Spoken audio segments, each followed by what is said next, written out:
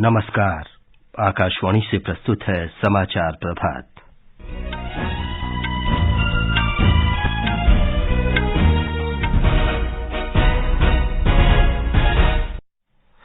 प्रधानमंत्री नरेंद्र मोदी ने कहा, अमृतकाल को कर्तव्य काल में बदलकर ही देश को आगे बढ़ाया जा सकता है।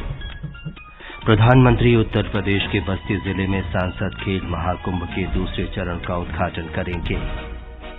भारत की अध्यक्षता में G20 देशों के स्वास्थ्य कार्य समूह की पहली बैठक आज से केरल के तिरुवनंतपुरम में होगी। विदेश मंत्री डॉ सुब्रमण्यम जयशंकर आज से मालदीव और श्रीलंका की 3 दिन की यात्रा पर। वियतनाम के राष्ट्रपति न्युएन शुआन फुक ने भ्रष्टाचार घोटालों के बाद इस्तीफे की घोषणा की। और हैदराबाद में 3 मैचों की श्रृंखला के पहले एक दिवसीय अंतर्राष्ट्रीय क्रिकेट मैच में भारत का मुकाबला न्यूजीलैंड से होगा।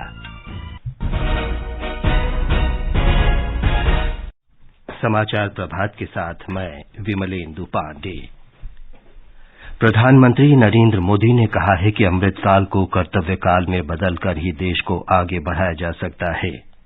उन्होंने कहा कि भारत का सबसे अच्छा युग आ रहा है। प्रधानमंत्री ने कहा कि भाजपा कार्यकर्ताओं को देश के विकास के लिए स्वयं को समर्पित करना चाहिए। नई दिल्ली में कल पार्टी के वरिष्ठ नेता देवेंद्र फडणवीस ने कहा कि भाजपा कार्यकारिणी की बैठक के समापन सत्र में प्रधानमंत्री का संबोधन प्रेरणादायक होने के साथ साथ मार्गदर्शक भी था। उन्होंने बताया कि प्रधानमंत्री ने पार्टी कार्यकर्ताओं से अपने जीवन का हर पल भारत की विकास गाथा में लगाने का आग्रह किया।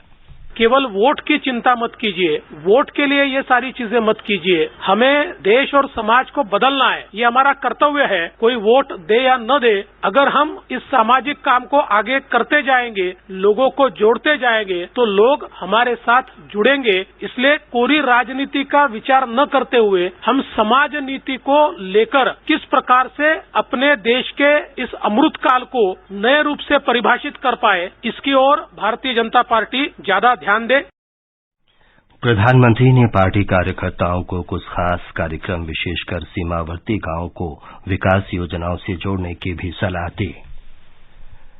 प्रधानमंत्री नरेंद्र मोदी आज वीडियो कॉन्फ्रेंस के माध्यम से उत्तर प्रदेश के बस्ती जिले में सांसद खेल महाकुंभ के द्वितीय चरण का उद्घाटन करेंगे। खेल महाकुंभ के अंतर्गत विभिन्न खेल प्रतियोगिताओं, कुश्ती, kabaddi, kho kho, basketball, football, hockey, शतरंज, बैडमिंटन और टेबल टेनिस का आयोजन किया जाएगा। इनके अलावा निबंध लेखन, पेंटिंग, रंगोली प्रतियोगिताओं का भी आयोजन होगा। लोकसभा सांसद हरीश द्विवेदी द्वारा वर्ष 2021 से बस्ती में सांसद खेल महाकुंभ का आयोजन कराया जा रहा है। इसका आयोजन 2 चरणों में कराया जाता है। आज से शुरू हो रहे दूसरे चरण का समापन 28 जनवरी को होगा। बस्ती के सांसद हरीश द्विवेदी ने हमारे संवाददाता को बताया कि 3 लाख छात्र और युवा खेल महाकुंभ की विभिन्न प्रतियोगिताओं में भाग ले रहे हैं, जिनमें से 60-70 हजार युवा आज के कार्यक्रम में हिस्सा लेंगे। प्रधानमंत्री जी बस्ती में आज सांसद खेल महाकुंभ का उद्घाटन वर्चुअल माध्यम से और आदरणीय मुख्यमंत्री योगी आदित्यनाथ जी यहाँ प्रत्यक्ष रूप से रहेंगे। मैं ये कह सकता हूँ प्रधानमंत्री जी की प्रेरणा से, उनके निर्देश पर पिछले साल सांसद खेल महाकुंभ का आयोजन बस्ती में हुआ, जिसमें 45,000 खिलाड़ी और 55,000 विद्यार्थी भाग लिए थे। इस साल हमने इसको और व्यापक बनाया और लगभग 3 लाख विद्यार्थी और 1 लाख खिलाड़ियों ने भाग लिया। सभी बस्ती जनपद वासियों का सौभाग्य है। हमारे खिलाड़ी, विद्यार्थी, आमजन बहुत उत्साहित हैं। ये जिस उद्देश्य को लेकर प्रधानमंत्री जी खेल महाकुंभ का आयोजन करवाने का निर्देश दिए हैं, निश्चित रूप से उसमें हमको सफलता मिलेगी। खेल महाकुंभ एक नई पहल है। इससे बस्ती जिले और आसपास के क्षेत्रों के युवाओं को अपनी खेल प्रतिभाओं को दिखाने का अवसर मिलेगा और खेल को करियर के रूप में, विकल्प के रूप में चुनने की प्रेरणा मिलेगी। विदेश मंत्री डॉ सुब्रमण्यम जयशंकर आज से मालदीव और श्रीलंका की 3 दिन की यात्रा पर जा रहे हैं। मालदीव में डॉ जयशंकर राष्ट्रपति इब्राहिम मोहम्मद सोलिह से मुलाकात करेंगे और विदेश मंत्री अब्दुल्ला शाहिद के साथ चर्चा करेंगे। एक रिपोर्ट। यात्रा के दौरान द्विपक्षीय विकास सहयोग से संबंधित समझौतों पर हस्ताक्षर होंगे और भारत समर्थित कई प्रमुख परियोजनाएं शुरू होंगी, जो मालदीव के सामाजिक आर्थिक विकास में योगदान देंगी। श्रीलंका में श्री जयशंकर वहां के राष्ट्रपति रानिल विक्रमसिंघे और प्रधानमंत्री दिनेश गुणवर्धने से मुलाकात करेंगे। वे विदेश मंत्री MUM अली साबरी के साथ भी भारत श्रीलंका साझेदारी के सभी पहलुओं पर चर्चा करेंगे और प्रधानमंत्री नरेंद्र मोदी की पहल सभी के लिए सुरक्षा और विकास और पड़ोसी पहले में एक विशेष स्थान रखते हैं। समाचार कक्ष से मैं कनकलता। ये समाचार आकाशवाणी से प्रसारित किए जा रहे हैं। Payment fail? लेकिन पैसे तो कट गए। गई मेरी मेहनत की कमाई। हो जाएगी भरपाई, चिंता मत कर मेरे भाई। अगर डिजिटल ट्रांजैक्शन फेल हो जाए और अकाउंट से पैसे कट जाए तो बैंक समय से पैसे लौटा देगा, वरना कॉम्पनसेशन का है प्रावधान। नहीं तो RBI के ऑम्बुड्समैन को शिकायत करें आप। योर बिल, मेरी फीस। RBI कहता है जानकार बनिए, सतर्क रहिए। समाचार प्रभात में आपका फिर स्वागत है। भारत की अध्यक्षता में G20 स्वास्थ्य कार्य समूह की पहली बैठक आज केरल के तिरुवनंतपुरम में शुरू होगी। भारत बौद्धिक संपदा अधिकारों ट्रिप्स का उद्देश्य 3 दिन की बैठक के दौरान व्यापार संबंधी पहलुओं से कोविड महामारी का मुकाबला करने के लिए ट्रिप्स में प्रौद्योगिकियों के प्रस्ताव पर छूट देने के लिए आम सहमति विकसित करना है। ब्यौरा हमारे संवाददाता से। वाणिज्य और उद्योग मंत्री पीयूष गोयल ने इस महीने ट्रिप्स से छूट देने को बढ़ाने के प्रयासों को दोगुना करने का आह्वान किया था, ताकि voice of global south summit में कोविड-19 जांच और थेरेपैथिक को छूट दी जा सके। श्री गोयल ने कहा कि भारत, दक्षिण अफ्रीका और अन्य विकासशील देशों ने जून 2022 में जिनेवा में विश्व व्यापार संगठन के मंत्री स्तर के सम्मेलन में मिलकर काम किया था, ताकि ट्रिप्स से छूट देने के निर्णय का फैसला कराने के अंतर्गत वैक्सीन तक समान और वाजिब पहुंच प्रदान की जा सके। श्री गोयल ने लचीली आपूर्ति श्रृंखला, व्यापार में बढ़ोतरी और पर्यटन को बढ़ावा देने के लिए ग्लोबल साउथ में नई भागीदारी बनाने की अपील भी की थी। समाचार कक्ष से मैं सतपाल। भारत की G20 अध्यक्षता के तहत कल पहली G20 बुनियादी ढांचा कार्यबल की बैठक पुणे में संपन्न हुई। इस कार्य समूह ने G20 की भारत की अध्यक्षता के तहत 2023 के बुनियादी ढांचा के एजेंडे पर चर्चा की। इस बीच अंतर्राष्ट्रीय प्रतिनिधियों के लिए आज एक विशेष हेरिटेज वॉक का आयोजन रखा गया है। केंद्रीय मंत्रिमंडल की बैठक आज नई दिल्ली में होगी। बैठक की अध्यक्षता प्रधानमंत्री नरेंद्र मोदी करेंगे। प्रधानमंत्री नरेंद्र मोदी कल कर्नाटका और महाराष्ट्र के दौरे पर रहेंगे।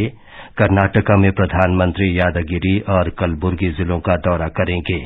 बाद में प्रधानमंत्री मुंबई में कई विकास कार्यक्रमों का उद्घाटन और लोकार्पण करेंगे तथा आधारशिला रखेंगे। बांग्लादेश से होते हुए डिब्रूगढ़ की यात्रा पर निकला विश्व का सबसे लंबा नदी क्रूज MV गंगा विलास अभी बिहार में है। हमारे संवाददाता ने खबर दी है कि क्रूज कल पटना के प्रतिष्ठित और ऐतिहासिक स्थलों का दौरा करने के बाद आज सुबह सिमरिया बेगूसराय के लिए रवाना हुआ। ब्यौरा हमारे संवाददाता से।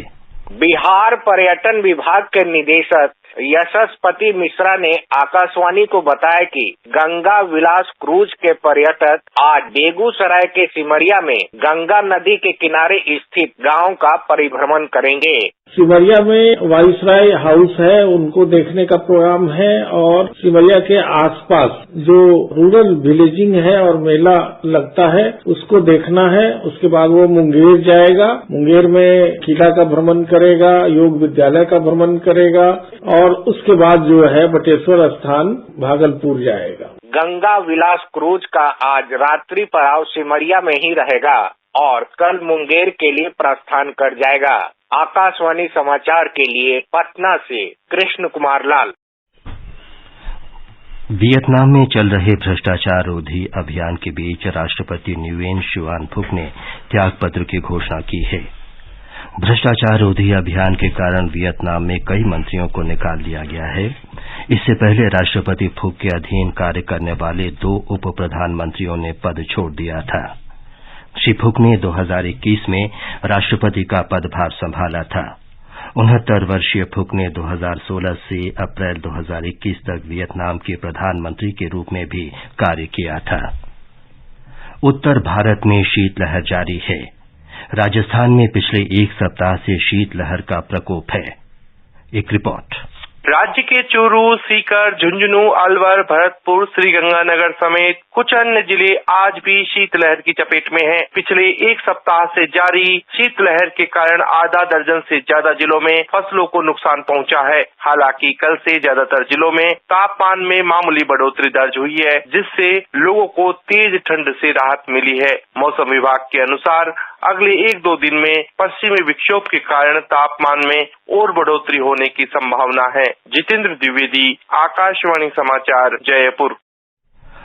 आकाशवाणी से बातचीत में उत्तर रेलवे के वरिष्ठ जनसंपर्क अधिकारी आर.के. राणा ने बताया कि कोहरे के कारण 6 ट्रेनें देरी से चल रही हैं। आज कोहरे के कारण केवल 6 रेलगाड़ियां विलंब से चल रही है। मेरा रेल यात्री से अनुरोध है कि घर से निकलने से पहले 139 एवं नेशनल ट्रेन इंक्वायरी सिस्टम पर संपर्क करें ताकि उनको किसी प्रकार की असुविधा न हो। मेरा रेल यात्रियों से यह भी अनुरोध है कि कभी रेल लाइन पार न करें, हमेशा फुटओवर ब्रिज का प्रयोग करें, सतर्क रहें, सुरक्षित रहें। हैदराबाद के राजीव गांधी अंतर्राष्ट्रीय स्टेडियम में 3 मैचों की श्रृंखला के पहले 1 दिवसीय अंतर्राष्ट्रीय क्रिकेट मैच में आज भारत का मुकाबला न्यूजीलैंड से होगा। ये मैच 1:30 बजे से शुरू होगा। अंडर 19 महिला विश्व कप 2023 में दक्षिण अफ्रीका के बेनोनी में आज भारत का मुकाबला विलोमोर पार्क बी में स्कॉटलैंड से होगा। ये मैच स्थानीय समय के अनुसार दोपहर 1:45 पर होगा। भुवनेश्वर में हॉकी विश्व कप में कोरिया ने जापान को 2-1 से हरा दिया है। जर्मनी और बेल्जियम का मुकाबला 2-2 गोल की बराबरी पर समाप्त हुआ। कल प्रतियोगिता में 4 मुकाबले खेले जाएंगे। भारत ग्रुप डी में वेल्स के साथ खेलेगा। नेताजी सुभाष चंद्र बोस की 126वीं जयंती के अवसर पर पराक्रम दिवस को मनाने के लिए 23 और 24 जनवरी को नई दिल्ली के जवाहरलाल नेहरू स्टेडियम में मिलिट्री टैटू और जनजातीय नृत्य महोत्सव का आयोजन किया जाएगा। 2 दिवसीय इस महोत्सव में सशस्त्र सेनाओं के कौशल और भारत की जनजातीय संस्कृति के सौंदर्य को दर्शाया जाएगा। जनजातीय मंत्री अर्जुन मुंडा ने बताया कि महोत्सव का उद्देश्य देश के शूरवीरों के बलिदान का स्मरण और देश की विशिष्ट और विविध समृद्ध सांस्कृतिक विरासत को दर्शाना है। और अब समाचार पत्रों की सुर्खियों के साथ हैं रवि कपूर। धन्यवाद विमलेंदु। भारतीय जनता पार्टी की राष्ट्रीय कार्यकारिणी की बैठक अखबारों की बड़ी खबर है। अमर उजाला ने प्रधानमंत्री नरेंद्र मोदी के हवाले से लिखा है, वोट की चिंता किए बिना समाज बदलने में जुटें और भरोसा जीतें। प्रधानमंत्री ने कहा, आने वाला है भारत का बेहतरीन समय। राजस्थान पत्रिका मोदी मंत्र शीर्षक से लिखता है, चुनाव में 400 दिन सेवा में जुट जाएं। कार्यकारिणी के अंतिम दिन पीएम ने सेट किया एजेंडा। राष्ट्रीय सहारा के शब्द हैं, कोई वोट दे या ना दे, मिले सबसे। नवभारत टाइम्स की सुर्खी है, पड़ोसियों के तेवर बदले, चीन झुका, मक्की ग्लोबल टेररिस्ट। कश्मीर में आतंकी गतिविधियों को फंडिंग करता था मक्की।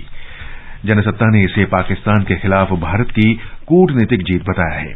हिंदुस्तान का कहना है, 4 और आतंकियों पर नकेल की तैयारी। चीन के अड़ियल रुख के कारण ही आतंक के खिलाफ भारत की लड़ाई में वो अपनी वीटो पावर इस्तेमाल कर पाकिस्तान का देता है साथ। दैनिक जागरण की सुर्खी है, 5G संचार टेक्नोलॉजी के लिए कुशल पेशेवरों की कमी बड़ी चुनौती। टेलीकॉम सेक्टर स्किल काउंसिल का अनुमान 2025 तक 2 करोड़ 20 लाख प्रशिक्षित कामगारों की होगी जरूरत। भारत के 5G फोन बाजार में 70% वृद्धि का अनुमान। भारतीय प्रतिभूति और विनिमय बोर्ड के प्रस्ताव पर हिंदुस्तान का शीर्षक है, ग्राहक के खाते से तय राशि ही निकाल सकेगा ब्रोकर। अंत में मुख्य समाचार एक बार फिर। प्रधानमंत्री नरेंद्र मोदी ने कहा, अमृतकाल को कर्तव्यकाल में बदलकर ही देश को आगे बढ़ाया जा सकता है। प्रधानमंत्री उत्तर प्रदेश के बस्ती जिले में सांसद खेल महाकुंभ के दूसरे चरण का उद्घाटन करेंगे। भारत की अध्यक्षता में G20 स्वास्थ्य कार्य समूह की पहली बैठक आज से केरल के तिरुवनंतपुरम में शुरू होगी। विदेश मंत्री डॉ सुब्रमण्यम जयशंकर आज से मालदीव और श्रीलंका की 3 दिन की यात्रा पर। वियतनाम के राष्ट्रपति न्युएन शुआन फुक ने भ्रष्टाचार घोटालों के बाद इस्तीफे की घोषणा की और हैदराबाद में 3 मैचों की श्रृंखला के पहले एक दिवसीय अंतर्राष्ट्रीय क्रिकेट मैच में भारत का मुकाबला न्यूजीलैंड से होगा।